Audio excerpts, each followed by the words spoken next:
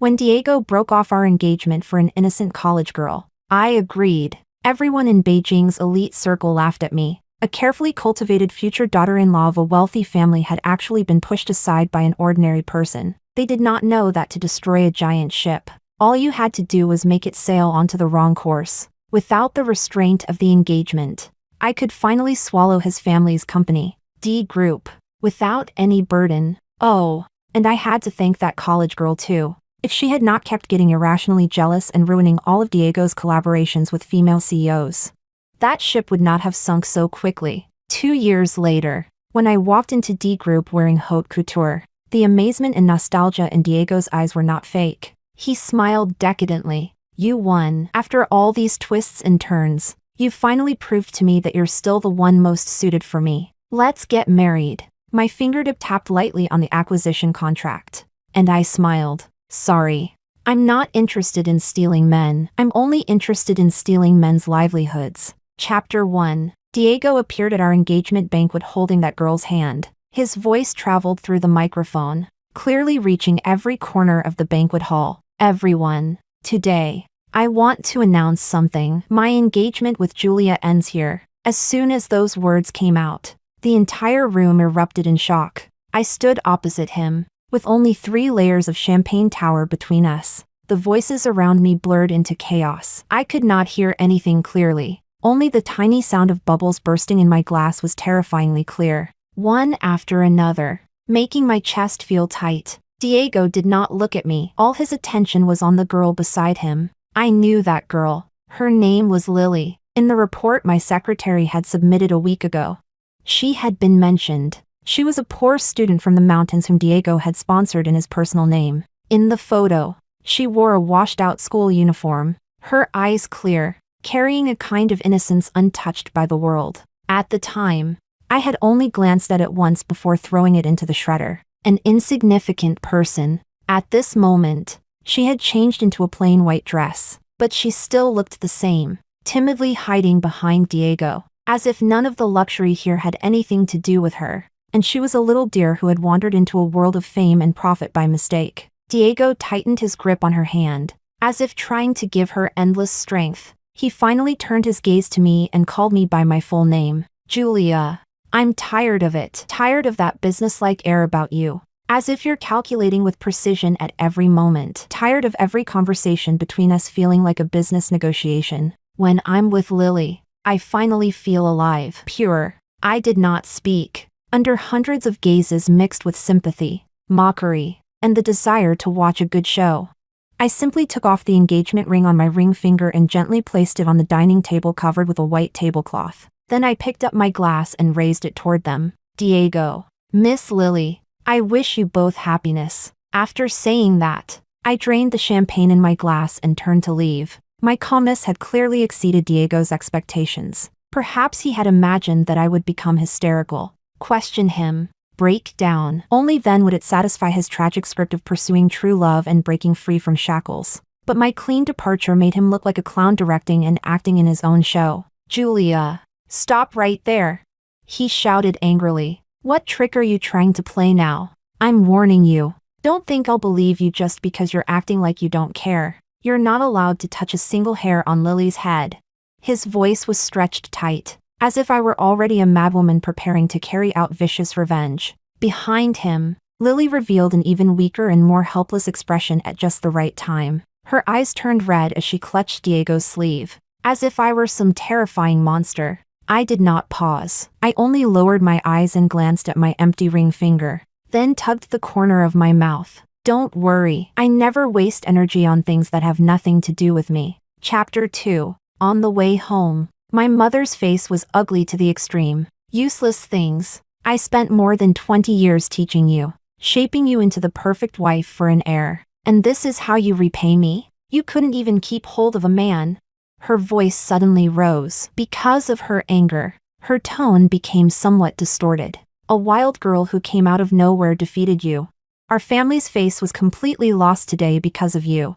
I leaned against the car window and watched the street scenery outside rapidly retreat. The neon lights flickered across my face, bright and dim by turns. I did not refute her, because in her eyes, I had never been her daughter. but an investment into which she had poured half her life's effort. When other children were rolling around on the grass as kids, I was locked in the piano room, playing the same piece over 100 times. My small fingers developed blood blisters. They burst, scabbed over, and were rubbed raw again. When my mother came to see me, she never cared whether my hands hurt. She only asked the teacher, among children her age, "Where does my daughter's progress rank?" She held a ruler and stood behind me. As long as I played one wrong note, that wooden ruler would fall mercilessly onto the back of my hand. She said, "Julia, you must remember, every step you take cannot go wrong. Your value is reflected in these details." She never cared whether I liked it or whether I was tired. She only cared about my report cards, my competition rankings, whether I behaved appropriately in social settings, and whether I could bring honor to the family. In order for me to develop the most elegant posture, she not only specially hired the strictest ballet teacher in the industry to watch me every step of the way, even my daily meal plan to maintain my figure was precisely quantified down to every gram, with not even the slightest deviation allowed. During puberty, I once secretly ate a piece of chocolate because I was craving it. After she discovered it, she punished me by making me stand in front of the mirror wearing pointe shoes for an entire night. That night, she sat on the sofa across from me and accompanied me. There was no heartache in her eyes,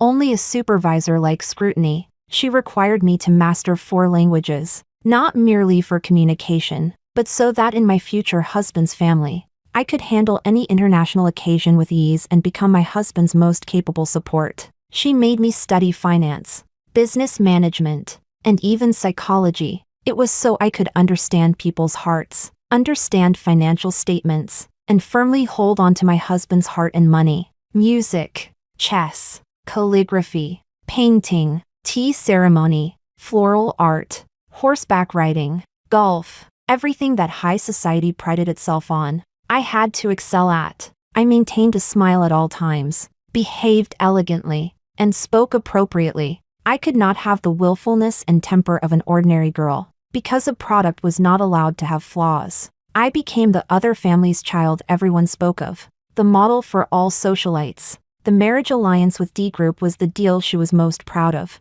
His family was a truly top-tier wealthy family, and this marriage could make my family leap into the ranks of the circle's new nobility. For this, she had started making arrangements 3 years in advance. She studied Diego's preferences, had me learn the painting schools he liked, and understand the classical music he favored. She even made me imitate the cooking skills of his family's housekeeper. I did very well, so well that Diego's parents praised me endlessly and believed I was the perfect candidate to become the future mistress of their household. Everyone envied her, saying she had taught her daughter well and cultivated an impeccable socialite. Those praises had once been the medals she was most proud of. And now, these medals, along with her pride, had been torn to pieces in public by Diego. What were you thinking at the time? The car stopped at a red light, and my mother questioned me. Diego humiliated you in front of so many people. Humiliated our family. Why didn't you cry? Why didn't you make a scene? If you had shown even a tiny bit of grievance and reluctance, public opinion would have stood on your side. Even if Diego wanted to protect that little seductress, he would have had to weigh the consequences. Her tone was full of frustration at my failure to live up to expectations. But look at you, one sentence of blessing. Then you turned and left. Were you trying to show how magnanimous you are? Julia, did everything I taught you go into a dog's stomach? Your calm and dignity are worth nothing at a time like this. I looked at her. The face she maintained so well was tense with emotion. What angered her was not that I had been abandoned by my fiancé, nor that my feelings had been hurt. What angered her was that I had not immediately used the most effective method to recover the losses and conduct crisis management. I answered calmly, "Mom, that would have looked ugly." Ugly? She seemed to have heard the greatest joke in the world. How much is face worth, compared to the marriage? What does temporary ugliness count for? As long as you could make him change his mind, or ruin his reputation, you could even kneel and beg him. I taught you too well. So well that you're perfect like a mannequin, without the slightest trace of humanity. Men say they like understanding women, but in their hearts, they still like the kind who can cry, make a fuss, and act spoiled. Look at that Lily. One glance and you can tell she knows how to show weakness. A few tears can make Diego's heart soften. And you? You're like a stone, cold and hard. Her words were like a blunt knife, cutting at my nerves again and again. In order to meet her standard of perfection, I had suppressed all of my nature, worn down all my edges, and lived as the person she wanted me to be. In the end, this became the original sin of my failure. It turned out that the saddest thing about a product was not having flaws. It was being so perfect that it lost its soul, making the buyer feel bored. The car slowly drove through the villa's gate. The driver opened the car door. My mother got out first. Her high heels stepped on the gravel path, making a crisp and impatient sound. I followed behind her, looking at her resolute back, and suddenly spoke. Mom. Her steps paused, but she did not turn around. If I weren't your daughter, but just an ordinary girl, and something like this happened today, would you feel sorry for me? The air was silent for a few seconds. She finally turned her face slightly. The streetlight outlined her cold, hard jawline. Julia, put away that useless self-pity. There are no ifs in this world. After saying that, she walked into the brightly lit house without looking back. I stood in place. The bone-chilling night wind swept fine snowflakes against me, scraping my cheeks painfully. I lowered my head and tugged at the thick cashmere coat on my body. Its boutique price was 6 figures. The sales associate had said it was the top cold-resistant model, able to withstand temperatures of more than 10 degrees below zero. But I tightened my grip on the collar and still felt cold. The chill spread from my fingertips all the way into the cracks of my bones, as if even my blood were about to freeze. Chapter 3. The farce at the engagement banquet became the city's headline news. When the stock market opened, the share price of my family's S Group fell in response. In just half an hour, nearly 100 million in market value evaporated.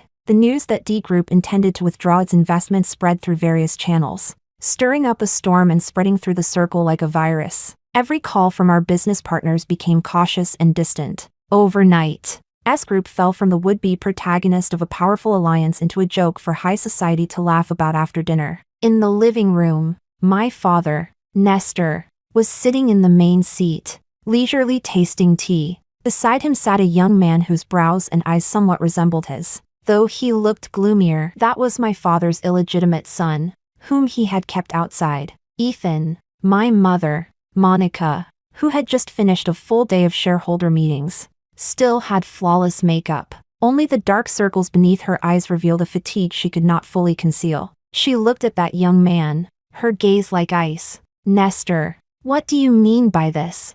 My father put down his teacup, his voice calm and without waves. My son came home for a meal. Is there a problem? Ethan, go greet your sister. Ethan stood up awkwardly. His gaze swept across my mother's face before finally landing on me. He mumbled, "Sister." My mother sneered and ignored him, only staring at my father. You finally stopped pretending. Pretending? My father wiped his hands with a napkin. Monica, if your father hadn't forced me back then, do you really think you could have sat in the position of my wife? I've endured you for more than 20 years. That's enough. Now your daughter has ruined the marriage with Diego, made our family a joke, and caused S Group's stock price to plummet. Can you still sit firmly in your position at the company? His words were like knives, stabbing precisely into my mother's sorest spot. After my grandfather passed away, my mother's family was no longer as powerful as before. A large part of her authority in S Group had been maintained by my marriage arrangement with Diego. Now, that most important pillar had snapped. This directly shook her position in the company and gave my father the perfect opportunity. It allowed him to bring the illegitimate son he had hidden for 18 years openly through the front door. My mother's expression completely darkened. Nestor, you're taking advantage of the fire to rob us. I'm only thinking of the company. My father spread his hands disapprovingly. Julia messed this up. Someone has to bear the consequences. With a few casual words, he pushed all the blame onto me, as if I were not his daughter, but merely a failed tool in my mother's hands. He continued, starting tomorrow, Ethan will enter the company, beginning as a manager in the project department. You should guide him more. That was his real goal, to use my failure to pave the way for his illegitimate son. My mother trembled with anger and pointed at Ethan. You want to let him enter the company? Don't even dream of it. I've already discussed this with several directors. Your objection is invalid. My mother's face turned completely pale. She knew that the tide had turned against her. The air in the dining room froze. The servants lowered their heads, even their breathing cautious. I looked at my father's smug face, at my mother's restraint on the verge of collapse, and at the eager ambition in the eyes of the young man named Ethan. There was no place for me in this family. I had always known that. I was only the tool my mother used to consolidate her position, and the target my father used to attack my mother. Now that the tool had failed, the target had also lost its usefulness. I spoke. Dad, hand the European luxury goods division to me. That division was a famously hot potato within S Group. It had been losing money year after year and was on the verge of bankruptcy. Whoever took it over would be unlucky. Several previous heads had resigned to take responsibility. Now, it had become an unspoken place of exile within the group. My mother immediately objected. Nonsense. What are you going there for? That place is a bottomless pit. She probably thought I was giving up on myself. But my father became interested. He narrowed his eyes and sized me up, as if assessing the remaining value of an old object. Oh, you want to go? Yes, I answered decisively. The domestic business has you and Ethan. That should be enough. If I go to Europe, at least I won't be an eyesore. I said it very plainly. My father laughed. It was a genuine, unconcealed laugh from the heart. He barely hesitated. Fine. The business over there will be independently accounted for. The group will not add even one more cent of investment for you. You will be responsible for your own profits and losses. Fine. This was no different from making me leave with nothing, holding a mess in my hands and leaving me to fend for myself. My mother still wanted to say something, but my father stopped her with one look. Then it's settled. Let her go out and make her own way. That's better than staying at home and embarrassing us. That sentence completely declared my value. My father took Ethan upstairs to see the room prepared for him. Introducing it eagerly, my mother sat where she was, lost and hollow, staring at the cold leftovers on the table. I got up and walked upstairs alone. I had once thought that as long as I did well enough, I could receive recognition, receive even a little love. Now I understood. From the very beginning, I had been wrong. For a child who was never expected or wanted, no matter how well they did, it was all futile. Fine. From now on, I would live for myself. Chapter 4. Before going to Europe, I had 1 month to hand over the domestic business. During that month, Diego and Lily's names occupied every media page. There were many versions of the story, but the core was always the same. Diego was the brave prince, and Lily was the pure Cinderella. And I was the abandoned, pitiful yet hateful, resentful woman from a wealthy family. I did not care. To me, public opinion was nothing but wind. Once the wind blew past, it left no trace. The most urgent matter at hand was still a project in cooperation with D Group that needed to be wrapped up. This was something I had previously been in charge of. The data and interpersonal connections inside were complex and tangled, so they had to be handed over clearly in person. I asked my secretary to make an appointment with Diego. The location was a cafe near the company. When the server came over, I spoke instinctively. 1 iced Americano, no sugar, no milk, and 1 cappuccino, extra sugar, with plenty of cinnamon powder. As soon as the words left my mouth, I realized it. The latter was Diego's preference. Sitting opposite me, Diego leaned against the sofa, arms crossed over his chest, sizing me up with a scrutinizing posture. Julia, why bother? I know you still have feelings for me, but we're impossible now. This clingy, desperate act of yours is really degrading. He seemed to enjoy this condescending posture very much, enjoying the pleasure of stepping on me, as if this could further prove that his choice was right. But this was only the information about all of Diego's preferences that my mother had forced me to memorize back then. She demanded that I carve these details into my bones, so that I could care for his emotions and preferences anytime, anywhere. Over time, it became a kind of muscle memory, a conditioned reflex that did not need to pass through my brain. I had wanted to explain, but I was afraid it would drag things out too much and there would not be enough time. After all, I still had other things to do. Just then, a delicate female voice cut in. Diego, Lily appeared just so coincidentally. She wore a simple cotton dress, her face bare of makeup, looking clean and innocent. When she saw me sitting across from Diego, her steps stopped, and her eyes quickly reddened. She gently tugged at the corner of Diego's clothes, her voice carrying a sob. Diego, did I interrupt you? Diego turned his hand over and held Lily's, pulling her whole body into his arms as he comforted her softly. No, don't overthink it. I'm just making things clear with her. After saying that, he raised his head and looked at me with a gaze that had turned several degrees colder. Julia, I hope you recognize reality. Lily has a simple mind and easily overthinks things. I don't want her to be hurt because of you in any way. Let the past stay in the past. Stop making these meaningless struggles. It won't benefit either of us. Their one-person show was performed with great drama. I was like an outsider, watching coldly from the side. At that moment, I finally understood the awkward position of NPCs in domineering CEO dramas. Only when the server brought the coffee did the awkward confrontation break. I pushed the cappuccino piled high with cinnamon powder in front of him. Then I pushed the handover documents for Galaxy Bait over as well. Mr. Diego, may we begin? My voice was calm and without ripples, carrying no emotion at all. I still have a meeting at 3 in the afternoon. Chapter 5. The tender affection on Diego's face froze. He looked at me suspiciously for a few seconds, but in the end, he still picked up the documents. Lily nestled against his side, occasionally sneaking glances at me with eyes like a startled little deer, as if I were some monster that ate people. Fortunately, the handover process was quick. The documents were clearly organized, and I had marked all key points and potential risks with labels of different colors. He only needed to sign. Diego flipped through them faster and faster, and his brows furrowed more and more tightly. This was not the working state a heartbroken woman should have. This document was professional, calm, and watertight. After signing the last word, he closed the folder and placed it heavily on the table. He seemed to want to say something, but could not find the right words.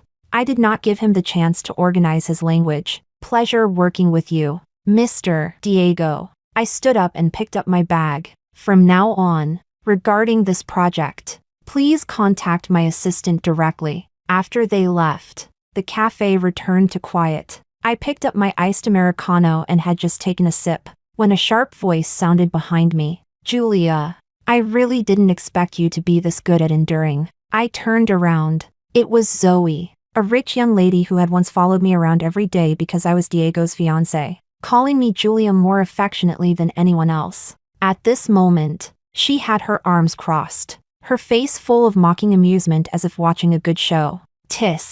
TSK. That scene just now was so awkward even I felt embarrassed for you. You even deliberately ordered the coffee he likes. Is it interesting to play this hard-to-get game?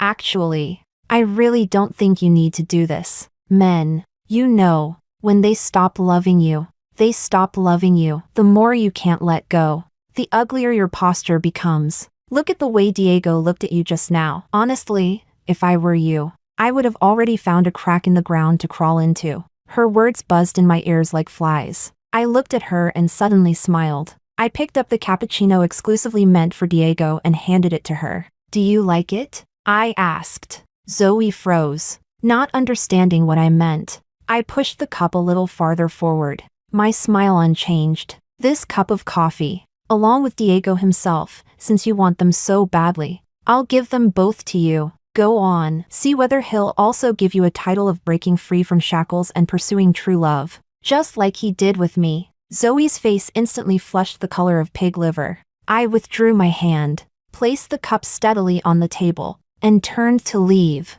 Chapter 6. Diego brought Lily into high society in an extremely high-profile way. Lily was the complete opposite of me. The rules I had spent more than 20 years learning could not be seen on her at all. Diego took her to a private equestrian club. Lily wore ill-fitting riding clothes and could not even get onto the horse. In the end, Diego had to lift her into the saddle. The two of them rode the same horse, leaving behind a silhouette under the sunset that countless people reposted. He took her to a charity auction. She did not understand the value of those artworks. Standing in front of an antique vase priced at 8 million, she innocently asked Diego, "This isn't even as pretty as my grandma's pickle jar. Why is it so expensive?" The entire room fell dead silent. But Diego laughed. He bought that vase on the spot, then handed it to Lily in front of everyone. You're right. It only deserves to be your pickle jar. The next day, the hashtag Diego Spensten soft million sto make a beauty smile shot to the top of the trending searches. Lily's clumsiness and inappropriateness were, in her own eyes, embarrassing, and in the eyes of bystanders, a joke. But through Diego's filter, all of it became unpolished innocence and cuteness. People in the circle were all discussing it. They said Diego was serious this time. They said Lily was truly lucky. A wild girl who knew nothing had actually been treasured by Diego in the palm of his hand. Some people even relayed those words to me in roundabout ways. They said in sympathetic tones, Julia, you're just too perfect. Men still prefer someone with a bit of warmth and everyday life to her. That's right. You do everything too well. You don't give men any desire to protect you. Instead, it puts a lot of pressure on them. I only nodded to show that I was listening. My time was precious. I buried myself in piles of documents, organizing handover lists, holding meetings with the legal team, and making the final preparations for my trip to Europe. Every minute and every second was worth a fortune. The news that Diego and Lily were holding an engagement banquet was announced through the media. Compared to the traditional engagement banquet between Diego and me, their engagement banquet was lavish to the extreme. I thought this matter would have nothing to do with me, until Diego personally called me. Chapter 7. Julia, I'm getting engaged to Lily. Congratulations. My answer was concise and to the point, without any emotion audible in it. There was silence on the other end of the phone for several seconds. He seemed dissatisfied with my reaction. I hope you can come to the engagement banquet. I opened my schedule. Next Saturday was the day I was flying to Paris. Sorry, I'm not available that day. There was silence on the other end of the phone for a few seconds. Then I heard him let out a soft laugh, carrying a hint of mockery. This trick again? Julia, can't you be a little honest? I know you feel uncomfortable, but avoiding it won't solve the problem. If you come openly and graciously, it'll be good for everyone. It will prove to the outside world that we parted peacefully, and it will also give Lily a legitimate status, so that people in the circle won't point fingers at her in the future. His tone was earnest and sincere, as if he were a merciful victor showing consideration for my unwillingness. If you come, it means you've let go. Otherwise, people will only think you can't afford to lose and are using your absence in this childish way to protest. I leaned against the floor-to-ceiling window, looking down at the endless stream of traffic below. They were like tiny points of light, converging into a river and rushing toward their own destinations. Diego, I said calmly, I simply can't go. My flight is that afternoon. Flight? He repeated the word, the suspicion in his voice almost spilling over. You've already been sidelined by your father. What core task could you possibly have that's worth a business trip? Stop throwing a tantrum. He had completely fallen into his own logic. In the world he had constructed, every action of mine had to be related to him. I suddenly felt very tired. Explanation was one of the most useless things in the world, especially when the other party had already written your script for you. I glanced at my watch and reminded him, Mr. Diego, if there's nothing else, I have a multinational meeting to attend. He probably had not expected me to treat him with such a strictly businesslike attitude. He paused, and his voice turned cold. I'm not discussing this with you. I'm informing you. You must come. I hung up directly. Not long after, several long text messages came through from Diego's number. Their contents were extremely harsh. Julia, don't reject the respect I'm giving you. I know you hate me, and hate Lily even more. But do you think hiding away and refusing to show up will change anything? I've seen plenty of these little tricks of yours. It's nothing more than trying to make me think you don't care,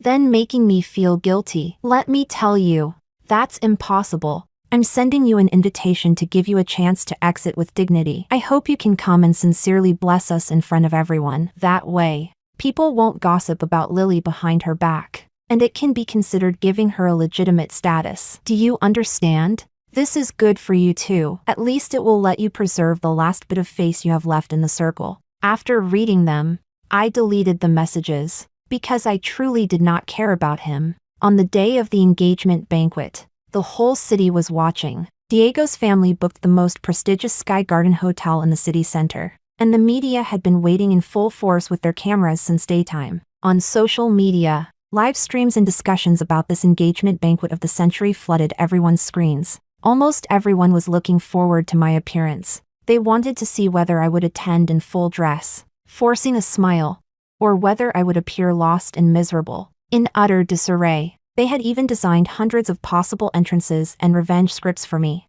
Unfortunately, I disappointed them. At the same time, I was sitting on a flight to Paris. Chapter 8. When the plane landed at Charles de Gaulle Airport in Paris. It was early morning local time. After I turned on my phone, countless messages flooded in, and the screen kept vibrating. I ignored them and walked straight toward the exit. My assistant had already been waiting there. She took my luggage and handed me a hot coffee and the latest business report. Boss, all the materials for the European branch are here. The apartment has also been arranged. It's near the company. Thank you for your hard work. I opened the report. The deficit written on it was shocking, but it did not make me feel discouraged. Instead, I felt a calm sense of control over the entire situation. It was not until late at night, after I had finished handling the first batch of urgent emails, that I finally had time to open those unread messages. One of them was from Roxana. She was one of the few people in the circle who still kept in touch with me.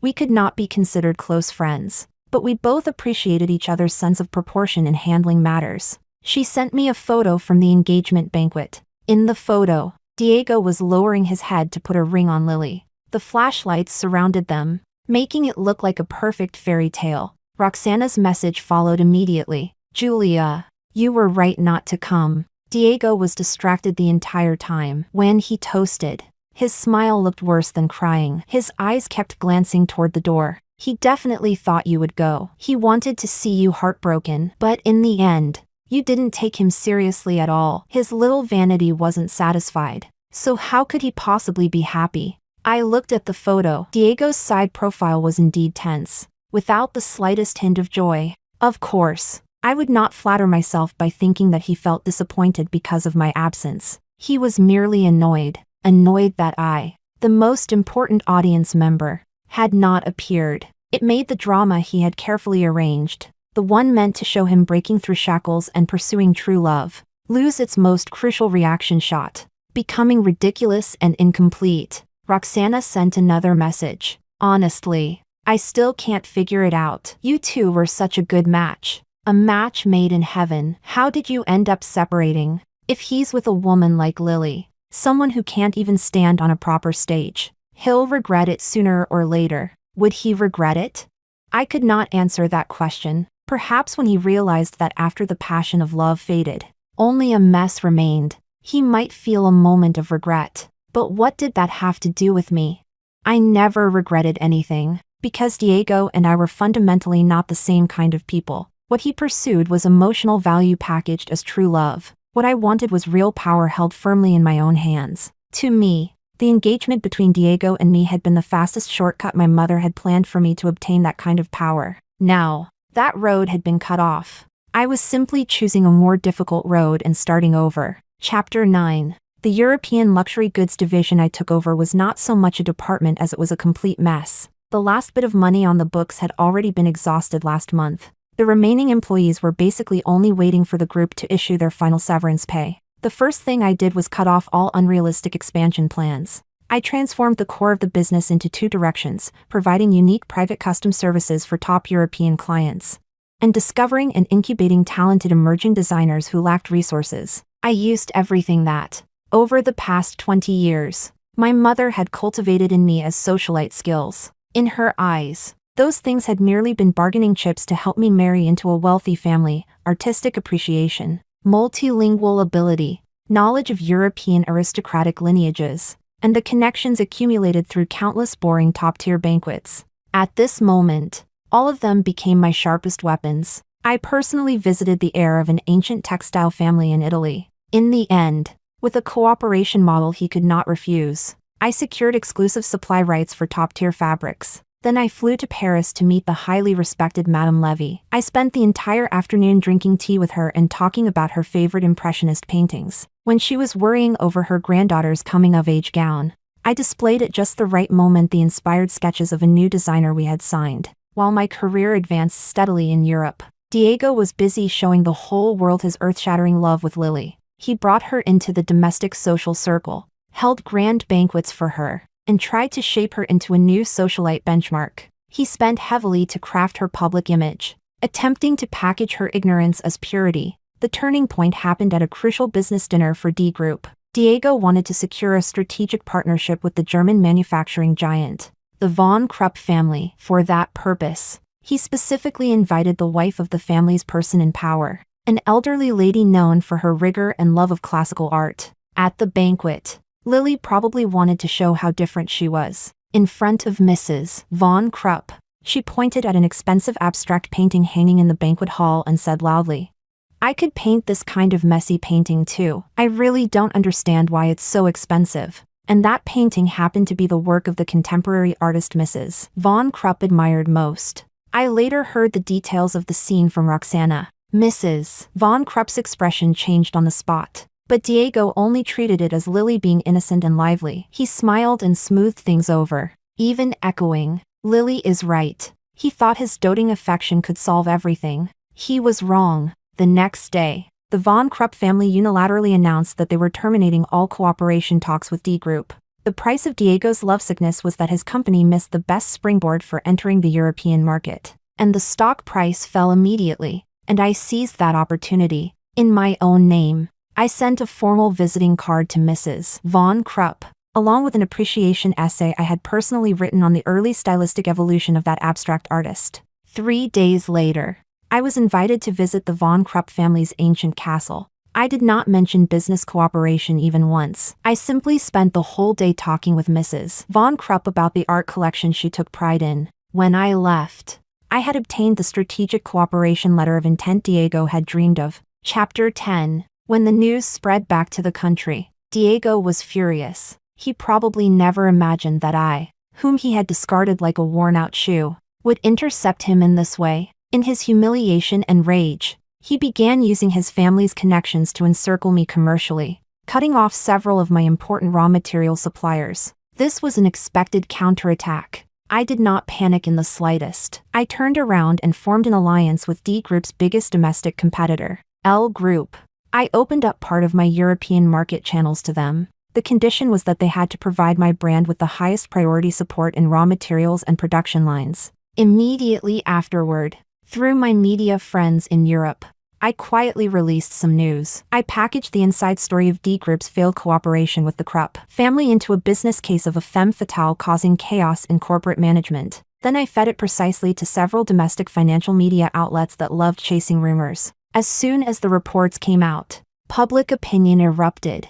The scandal that D Group had made a major business decision error because of nepotism became another straw crushing the camel's back, triggering a new round of plummeting stock prices. While everyone was busy dumping shares, I used a shell investment company registered in the Cayman Islands to quietly absorb large amounts of cheap circulating shares from the secondary market. There was more than one prey. Back in the country, Ethan, the illegitimate younger brother my father placed high hopes on, was mediocre in ability but eager for quick success. Under my mother's secret pushing and deliberate misleading, he successively botched several major investment projects of S Group. The company's performance plunged. The once stable business empire was now swaying in the storm. At the same time, I was also absorbing the company's shares at low prices. Time is the best catalyst. 2 years later, the brand I founded, Aura, had become an international first-tier brand and gained an unshakable voice in the haute couture field. As for D Group,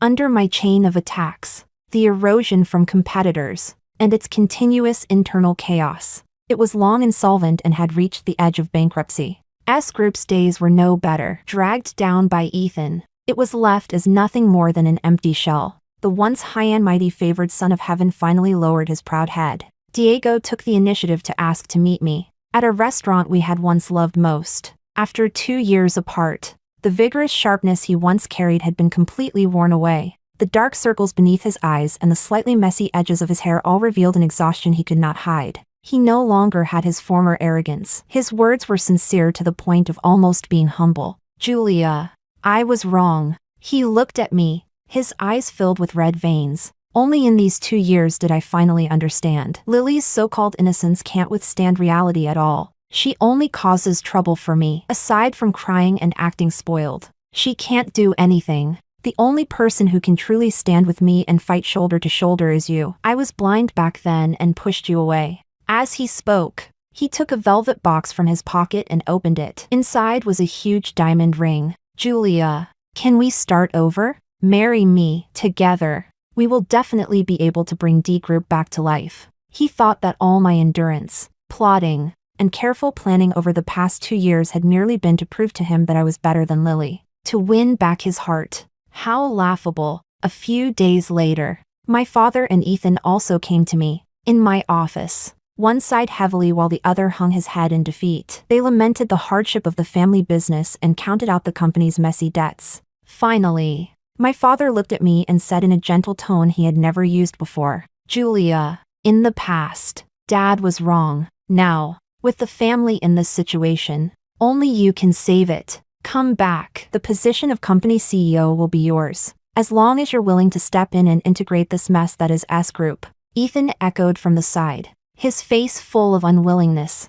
yet he had no choice but to lower his head. Sister, I was ignorant before. Don't hold it against me. I looked at their humble yet calculating faces, and not a single ripple stirred in my heart. I even found it somewhat boring, but I still smiled and pretended to agree to their request. Chapter 11. The joint restructuring meeting was set in the circular conference room on the top floor of D Group. When I arrived, everyone was already there. Diego sat to the left of the main seat, dressed in a crisp suit, but the irritation between his brows could not be hidden. My father and Ethan sat opposite him. My mother sat alone on one side of the long table, elegant in posture, her emotions unreadable. She met my eyes briefly, then quickly looked away. Everyone had arrived. I walked to the main seat. Behind me was a huge floor-to-ceiling window. The sunlight cast my shadow across the conference table, pressing over every person present. Everyone.